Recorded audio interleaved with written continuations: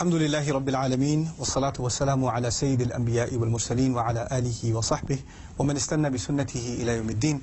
اللهم اجعلنا منهم ومن الذين آمنوا وعملوا الصالحات وتواصوا بالحق وتواصوا بالصبر آمين يا رب العالمين. ثم أما بعد فأعوذ بالله من الشيطان الرجيم. قل هلم شهداءكم الذين يشهدون أن الله حرم هذا فإن شهدوا فلا تشهد معهم ولا تتبع أهواء الذين كذبوا بآياتنا والذين لا يؤمنون بالآخرة وهم بربهم يعدلون. رب اشرح لي صدري ويسر لي أمري واحلل عقدة من لساني يفقهوا قولي آمين يا رب العالمین. ایک مرتبہ پھر السلام علیکم ورحمۃ اللہ وبرکاتہ. آج کے سیشن میں میری امید ہے کہ 2 مثالیں کور ہو جائیں. پہلی مثال کا تعلق سورہ انعام کی 2 آیات سے ہے. آیت نمبر ہے 150 اور 151، 150 and 151. ان دونوں آیات کے شروع میں اللہ تعالیٰ نے پکار کے لیے 2 مختلف الفاظ استعمال کیے ہیں. ایک آیت میں ہے لفظ ہلما، دوسری میں ہے تعالو.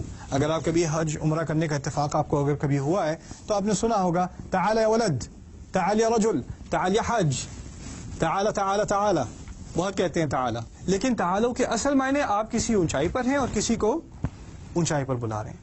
ویسے عام طور پہ اگر کسی کو بلانا ہو یا کسی کی توجہ دلانی ہو کسی بات کی طرف تو تعالی نہیں کہتے، عربی میں ہلما کہتے ہیں. ہلما عام حالات میں بلانے کے لیے. مزے کی بات اور خوبصورت بات یہ ہے کہ قرآن کریم میں اس پہلی آیت میں قل ہلم شہداءکم الذین یشہدون ان اللہ حرم ھذا، تم ایسا کرو، تم اپنے شہداء کو بلاؤ، ان سے کہو ہلما ادھر آنا ذرا.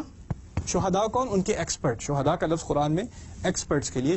شاہد وہ تھا جو کسی بات میں ماہر ہو اور پھر جب وہ گواہی دے تو سب کہیں واقعی یہ صحیح بات کر رہا ہے. یعنی اسی لیے شہداء قرآن کے خلاف اگر جب آیات آئی ہیں کہ تم اگر قرآن سے اتنے امپریس نہیں ہو، تمہیں شک ہے کہ یہ اللہ کا کلام نہیں ہے، تو اس طرح کی ایک صورت لے آؤ. وَادْعُوا شُهَدَاءَكُمْ، اپنے شہداء کو بلا لو. شہداء کے معنی کیا؟ جو لوگ آ کے گواہی دیں. گواہی کون دے گا؟ جس کی بڑی مہارت ہے شعر میں، جس کو بڑی مہارت ہے عربی میں.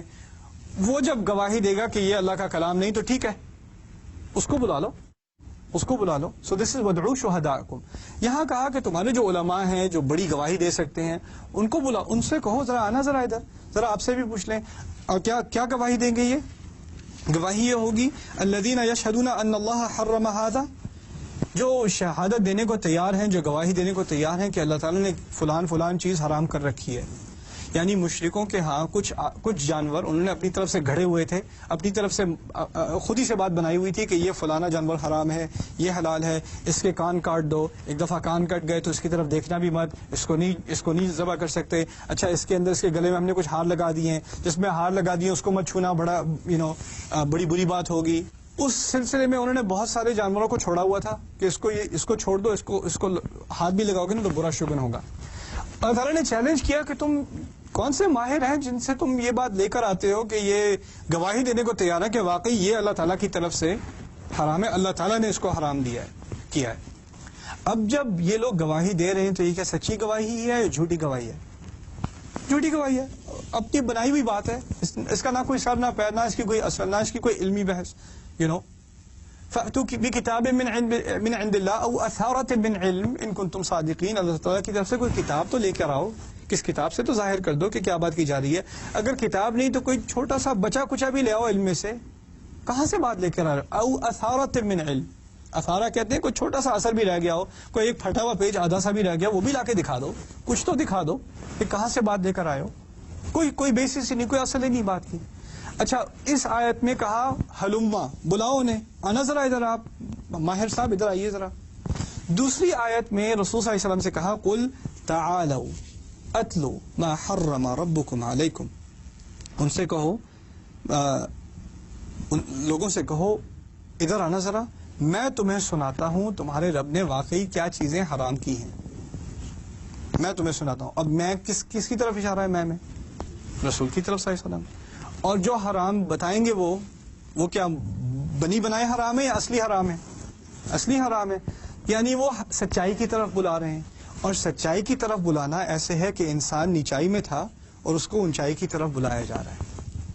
جب وہ لوگ ایک دوسرے کو بلاتے ہیں وہ تمام ایک ہی فوٹنگ پر ہیں، ان میں سے کوئی اونچا نہیں کوئی نیچا نہیں. جتنا وہ جاہل، جتنا بلانے والا جاہل، اتنا ہی بلائے جانے والا جاہل، دونوں برابر ہیں.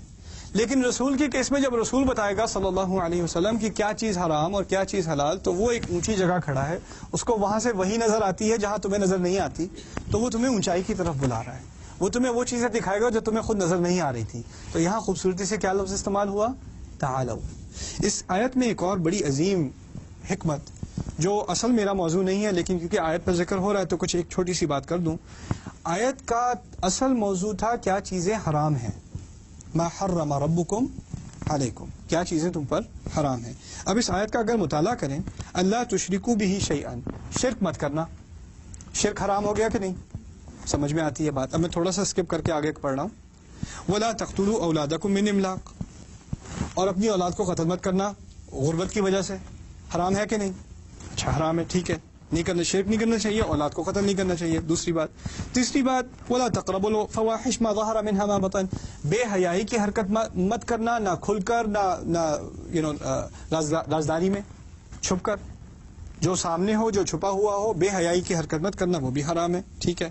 ولا تقتلوا النفس التي حرم الله الا بالحق، نہ کسی ایسے انسان کو جس نے کچھ کیا بھی نہیں، انسنٹ کو کیا کہتے ہیں؟ معصوم انسان، کسی معصوم انسان کو قتل مت کرنا، قتل حرام، زنا حرام، بے حیائی حرام، اولاد کو قتل کرنا حرام، شرک حرام، یہ سب چیزیں کیا ہیں؟ حرام ہے، جو نہیں کرنی چاہیے۔ ایک جو میں نے چھوٹی سی بات سکپ کی، وہ کیا کی؟ وبالوالدین احسانا، والدین سے احسان کرنا، باقی تمام کام تو ایسے تھے جو نہیں کرنے چاہیے۔ اور جب آپ کہیں یہ تمام، یہ لسٹ ہے ان چیزوں کی جو حرام ہیں، حرام سے مقصد کیا ہے؟ جو نہیں کرنی چاہیے، جو ممنوع ہے، جو منع ہے۔ تو تمام چیزیں جن کا میں نے ذکر کیا، شرک منع ہے، اولاد کا قتل منع ہے، زنا منع ہے، کسی انسان کا قتل منع ہے، وہی ممنوعی چیزیں ہیں نا۔ ان ممنوع چیزوں میں دوسری بات کیا کہہ دی؟ وبالوالدین احسانا، والدین کی طرف احسان۔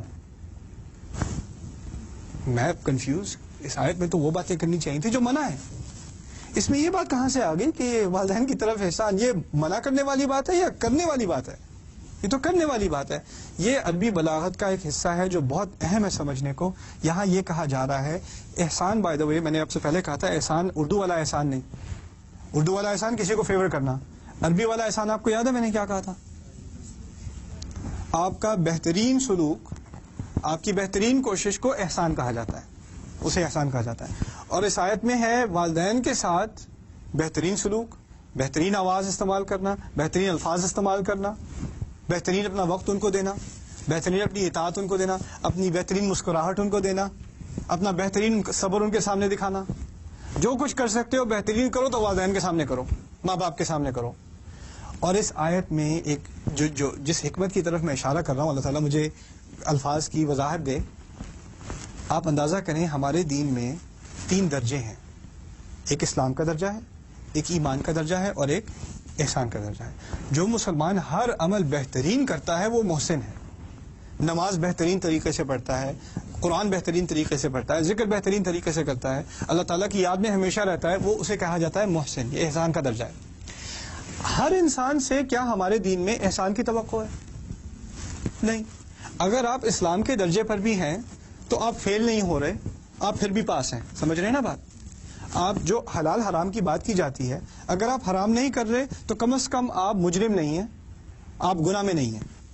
اب ٹھیک ہے، اوپر ترقی کے درجے بہت ہیں، آپ احسان تک پہنچیں وہ پہنچیں، جو نہیں بھی پہنچے وہ بھی خیر ہے، کوئی بات نہیں، نہ بھی پہنچا تو کوئی ایسی بات نہیں، کم از کم مسلمان تو ہے، حرام تو نہیں کر رہا، فرائض تو پورے کر رہا ہے، سمجھ رہے ہیں نا بات؟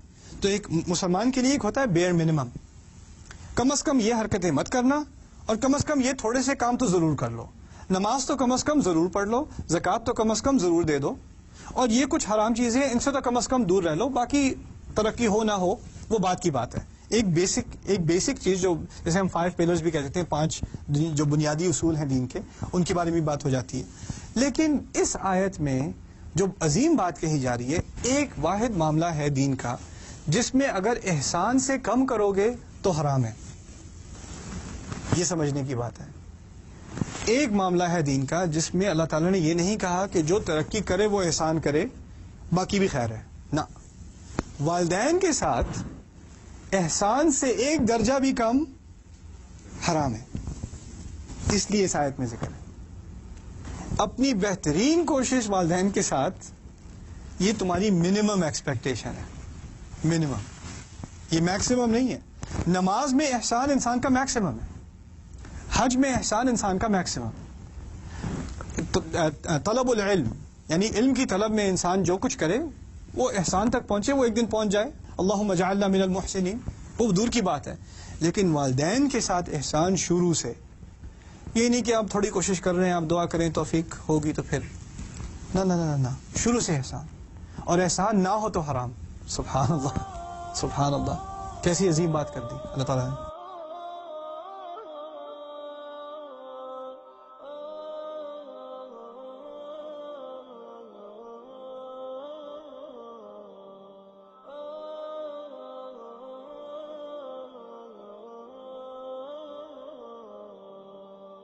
يا حامل القرآن قد خصك الرحمن